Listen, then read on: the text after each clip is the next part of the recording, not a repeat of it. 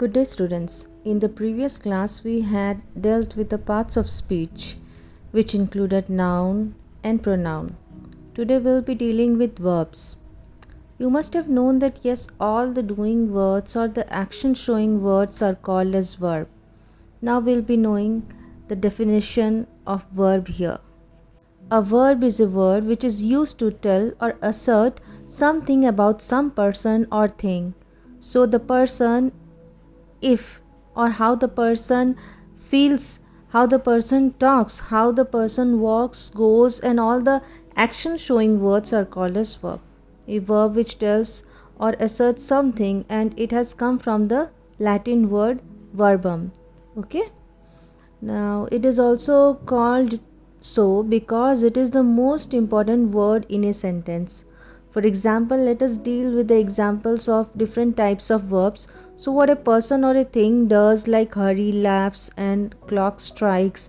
Hurry is a person and clock is a thing.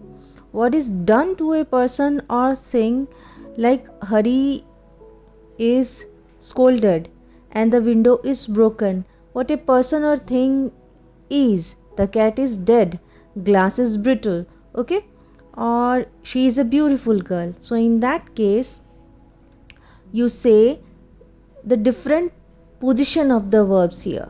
So for example, in the first example itself, you see laughs is the verb there, strikes is the verb, and scolded is the verb, broken is the verb. But when we come to the last example, that is bit number 3, where we'll see the cat is dead and glass is brittle, and one more, she is a beautiful girl. So in this sentence, you might be wondering what is the verb there. Here you will see, or you will have to find out the different kinds of verb or the different forms of verb, and these are the auxiliary verbs and its forms. Now the auxiliary verbs, they are the different forms of be, do, and have. They are also verb. Is a form of be, which is an auxiliary verb. So in that sentence, she is a beautiful girl, is the verb there. Now let us move on to the classification of verb basing on different types of them. A verb can be divided into transitive and intransitive and incomplete verb. A transitive verb is a verb that denotes an action which passes over from the doer or subject to an object. For example, the boy kicks the football. Now you cannot stop this sentence with kicks. The boy kicks. What does he kick? He kicks something, and that something is the object. The verb needs an object here. So in here it will be called a transitive verb because it needs an object. A transitive verb is what? It shows an action, and that action has to pass over from a doer or to an object. Okay, from the doer to an object. So here the kicks verb cannot stop by itself. It denotes or it requires an object. So the boy kicks the football, and football is required here necessarily. Here it becomes transitive verb, kicks becomes transitive verb. The action denoted by the verb kick passes over from the doer to the object. Now the subject is the boy and the object is the football. The verb kicks is therefore called as a transitive verb. Now coming to intransitive verb, an intransitive verb is a verb that denotes an action which does not pass over to an object or which expresses a state or being, like the baby sleeps. This sentence or this verb is complete within itself. Now it does not require any more object. The baby sleeps. This sentence is itself a complete sentence. The bell rang. Rang does not require any more things to be added to it. So the bell rang. Yes, the sentence is complete in itself. Now it becomes an intransitive verb. Several examples like birds fly, babies cry. They do not require any more objects. So these can be classified to intransitive verb. Now when the intransitive verb requires a verb to make the sense complete. Such a verb is called as incomplete predication. So when we come to incomplete verb, we see that yes, the sentence feels like it is incomplete. Okay, and sometimes it feels like an intransitive verb, but still it requires a verb or a clause or a phrase to make it complete. Therefore, it becomes verb of incomplete predication. Like the baby seems. What does the baby seem like? It seems happy. So here, look at both of the sentences, they look quite similar. But the verb sleeps is complete in its own. The baby sleeps and the baby seems happy. Both of them, they look quite similar, but the verbs here differ. So the verb sleeps is complete on its own and the verb seems is incomplete. It requires a clause there. Now one more example would be I feel. Okay, what do you feel? Do you feel happy or hot or tired or good or bad or sad? So here the verb seems and feels, they form the incomplete verb and they require a clause or a phrase to make the sense in the sentence complete. You know the sentence, how a sentence is divided into subject and predicate. Subject part fulfills its sense by transferring its action towards the object. Just like in the first sentence, the boy kicks the football, subject and predicate. And in here, you do not need predicate in intransitive verb. But in incomplete predication, you need a predicate. But that predicate needs not to be an object. It can be an emotion, it can be an abstract noun itself. Okay. The word happy, which is required to make the sense complete, is called the complement of the verb or the complement of the predicate.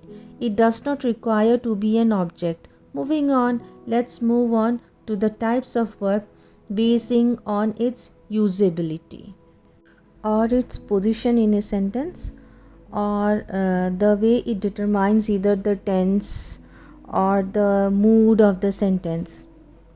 So primary or main verb or principal verb, it shows the action in a sentence, and in a sentence there can be more than one verbs. One sentence, it can carry both primary as well as primary auxiliary, and also additionally it can also have modal verb in that same sentence.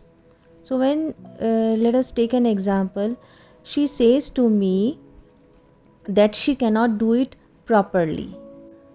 Says becomes the primary verb, cannot becomes the secondary auxiliary verb.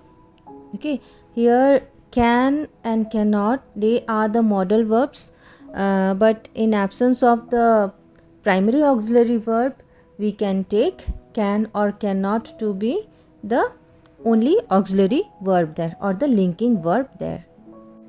See, some verbs are only or mostly used in simple sentences or simple tenses, and they are not used in continuous tenses. You know, simple tense like I go, she goes, he goes, they go. They are simple tense sentence. He ate. This is also simple tense and not in continuous or progressive tense. Often static verbs. Now when I am talking about static and dynamic verbs, you see that a verb can be divided into static and dynamic verb. Now if that verb has got that ing form or not, that determines whether it is a static or dynamic verb. If a verb does not have its ing form, that is eating, drinking, there the ing, so that is called as a static verb. For example, the words like love, hate, like, feel, these words are static verb. But in some cases, in order to make the sentence appealing or more attention grabbing, you generally use ing to that. Okay, And note that these verbs are emotions or state of mind or state of being or state of feeling. Okay, so here this static verb can be turned into dynamic verb. That is a case of condition. Okay, now for better examples you can refer to the slogans or captions in different advertising companies, like I'm loving it. Okay, McDonald's, I'm loving it. There you use ing to the verb love, which is a static verb. Looking at it grammatically, it is incorrect, but in order to make it attractive, you use ing. I am liking this chocolate. Gold is costing more and more these days. So here ing form is added dynamically to the static verb to change the pattern or to put an extra emphasis on the verb. Okay. Moving on to auxiliary verb. The other name for auxiliary verb is also called as helping or linking verb. Now auxiliary or linking or helping or supporting verb is further divided into two types: primary auxiliary verb and secondary auxiliary verb. Now primary auxiliary verb has three types: be, do and have, and all the forms of those also come under this. And then secondary auxiliary verb, which is also called as modal verbs, and they are 13 in number. Okay, now auxiliary verb are the verb which help in determining the tense of a sentence, the tense in a sentence. They're also helpful in turning the active voice into passive voice, and then in making questions for a positive sentence. Then also they are used in forming the negative sentence too. For example, I don't like it. Do I? I have done my homework. Have you? The cat ate the bread. The bread was eaten by the cat. Are you happy? Are you sad? Do you mind passing the salt? So this was all about the usage of primary auxiliary verb. Now here is a tabular representation of the usage of the different forms of the auxiliary verb be, do and have in accordance to the subject and the person is present here. You can always refer to it whenever you have doubts. If you have any doubts or queries regarding the topic which we have come across today, you may post your questions or queries in the comment section and I will try and answer that. We'll study further about modal verbs in the next class. Have a good day.